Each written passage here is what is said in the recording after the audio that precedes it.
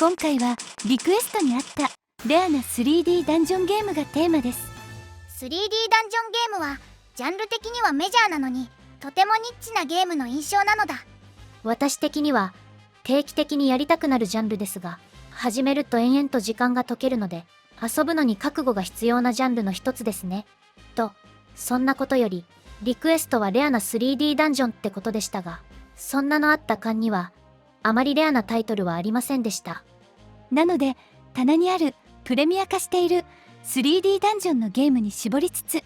ご紹介していこうと思います。まずは 3D ダンジョンといえばの代名詞で知らない人はいないだろう IP ウィザードリーシリーズからいきますが、ウィズはナンバリングでも8作品、スピンオフのシリーズが数知れずでプレミア化しているタイトルに絞っても動画1本の尺になってしまったので、今回は 3D ダンジョンゲームウィザードリー編でお送りするのだ。ウィザードリーは1981年に Apple II で発売された 3D ダンジョンの最初のメジャー作で、日本のコンシューマーは1985年に PC88 や98に X1 や FM7 などなど一気に移植されて発売され、コンシューマーでは87年に原画を末見潤さんにしてファミコンに移植されました。画面は93年に 1&2 として移植された PC エンジン版になりますが、こちらはデザイナーを山田明宏さんにしたりとファミコン版から再度グラフィックがアレンジされています。さて、今遊んでみるとメニュー等も英語のままでチュートリアルもなくめちゃくちゃ不親切で、プレイしたことあるからなんとなく覚えてて、なんとなく遊び方、楽しみ方がわかりますが、遊んだことのない今時のユーザーはいきなりは遊べないかもしれません。何にしてもまず最初にやることは前衛3人後衛3人キャラメイクするか、最初からいる6人をパーティーにして武器と防具を買って装備したら、あとはとにかくレベリングです。レベリングしないと正直何もできないというか、ゲームを進めることができずにはまりますので、しっかりレベリングしながらダンジョンを潜っていきましょう。ちなみにパスワードでレベル1000の忍者を入れてても簡単に他のメンバーが軽く全滅するバランスなのだ。さてさて、ウィザードリーというタイトルはナンバリング、外伝と現在まで長くたくさんの作品が発売されていますが、ファンやマニアが多くメジャータイトルでありながら、中古市場でも様々なタイトルがプレミア化しているものが多い IP です。今流している PC エンジン版の1&2は9200円とほぼ定価で収まっていますが、この1作目も移植含めてプレミア化しているものが多く、他ハードのものはそんなのあった缶の棚にはありませんので、タイトルのみのご紹介になりますが、ファミコン版の1、狂王の試練場が駿河屋中古価格11500円。2001年になって携帯機に移植されているものはさらにプレミアが進んでおり、ゲームボーイ版の1が箱説ありで中古価格48700円、ワンダースワン版のシナリオ1狂王の試練場が28800円となっています。またゲームボーイ版は2と3も同時に移植発売されており、オリジナルの3の移植にあたるウィザードリー2リルガミンの遺産が31800円、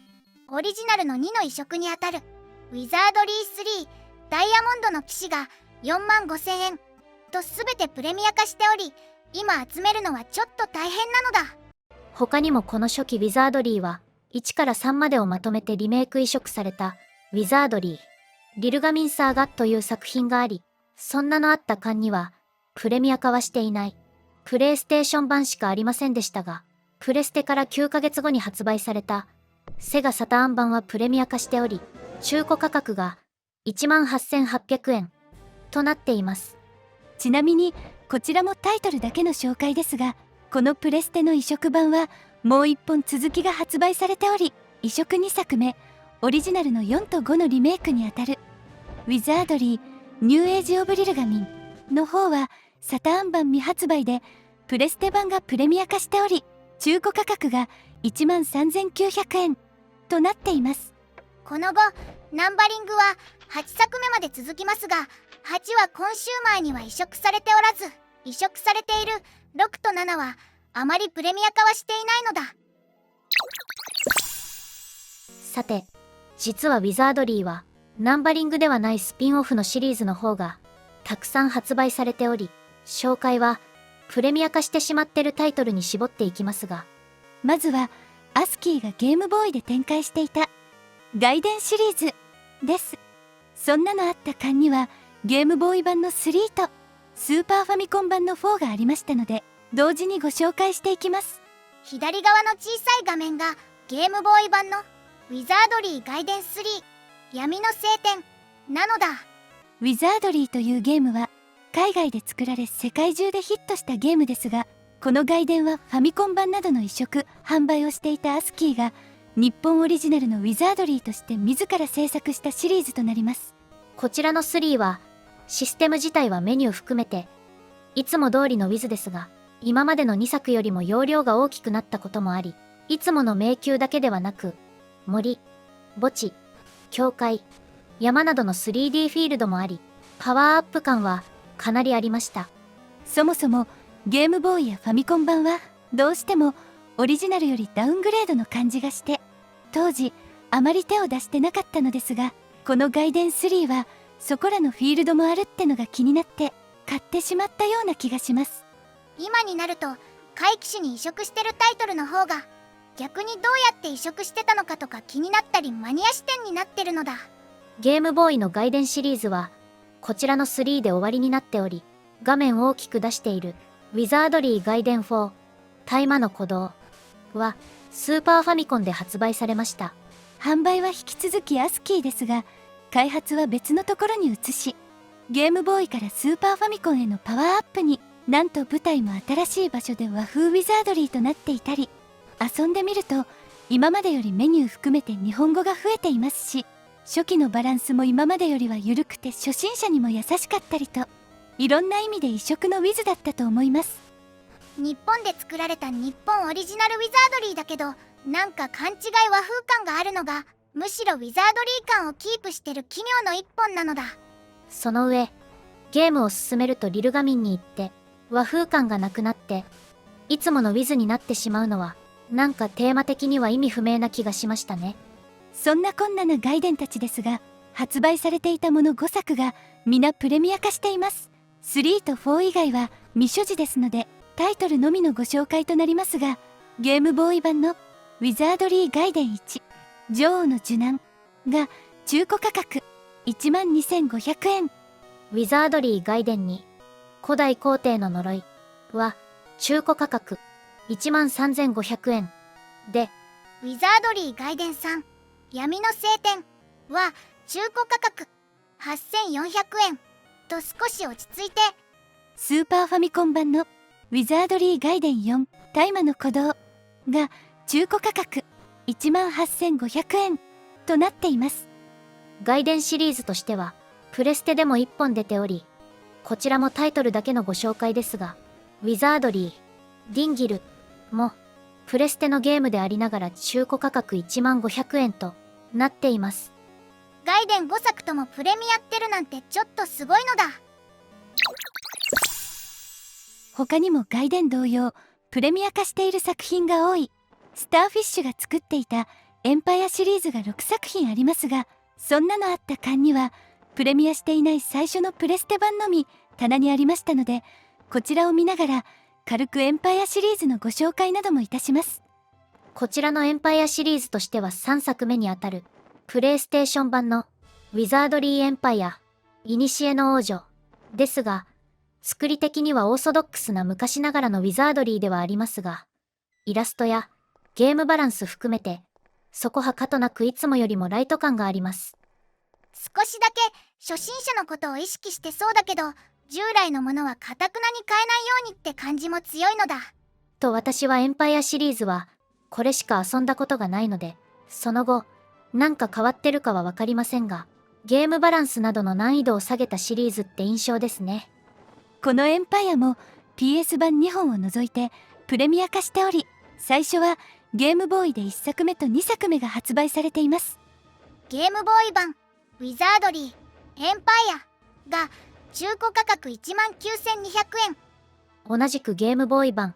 2作目にあたるウィザードリーエンパイア復活の杖が中古価格9200円。その後プレステ版が2作出た後に PS2 で発売された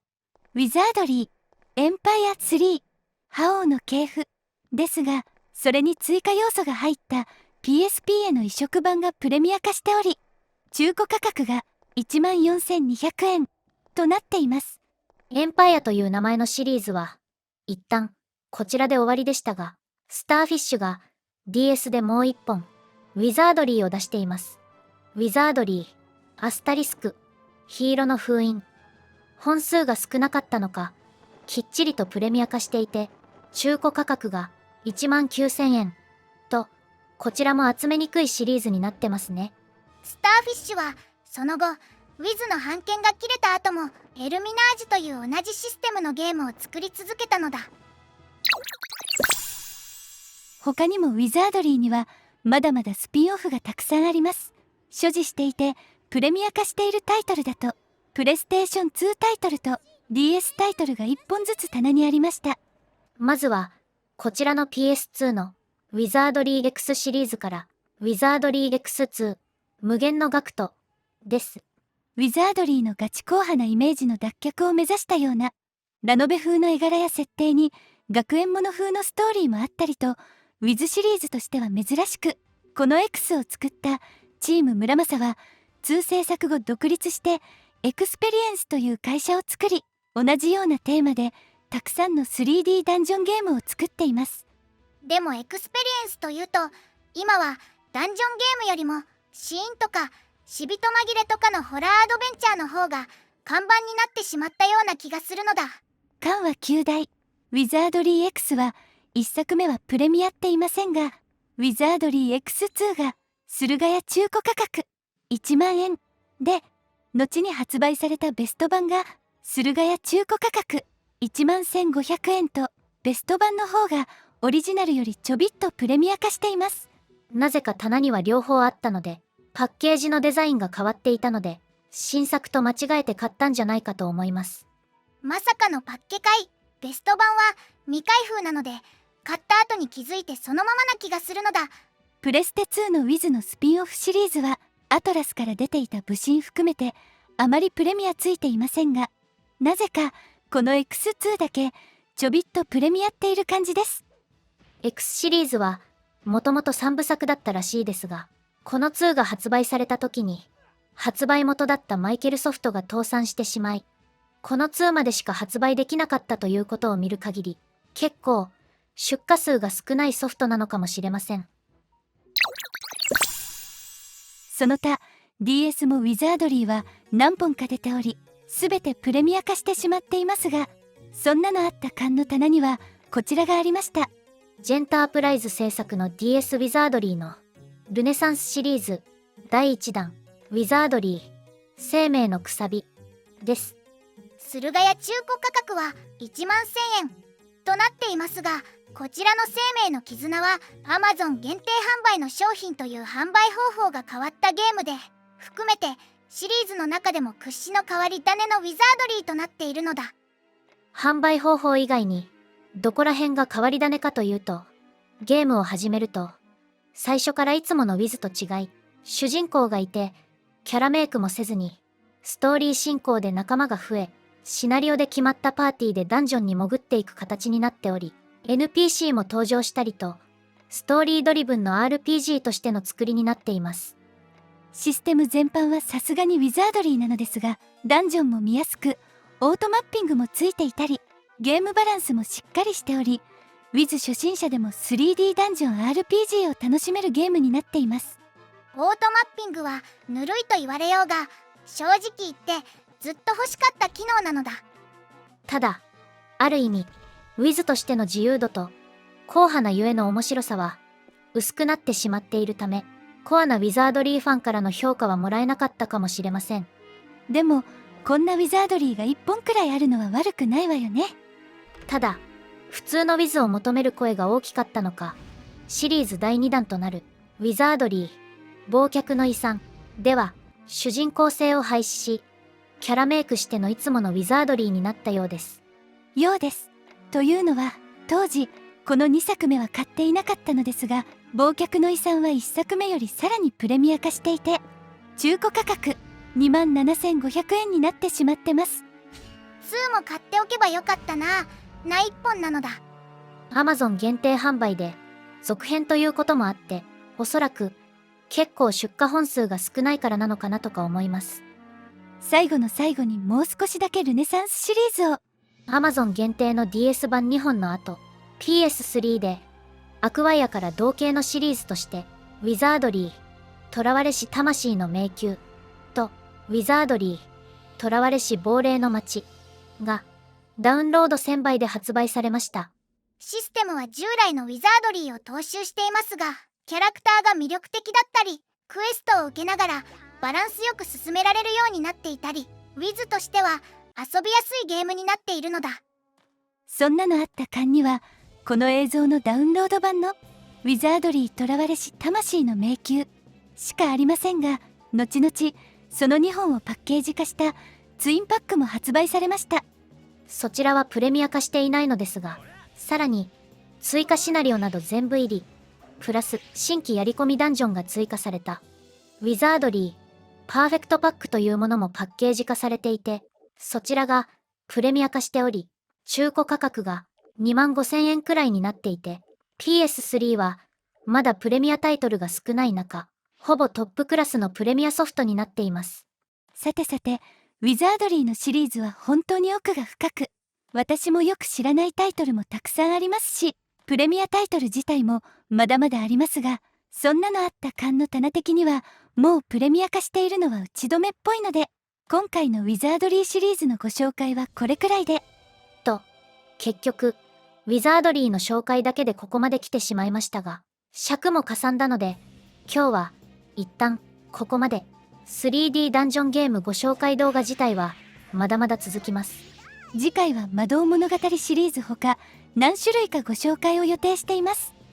次がいつになるかはこちらの動画次第なのだ。ではでは、今後もいろいろなゲームをこんな感じでご紹介していきますので、よろしければコメント、グッドボタン、チャンネル登録などなどお願いするのだ。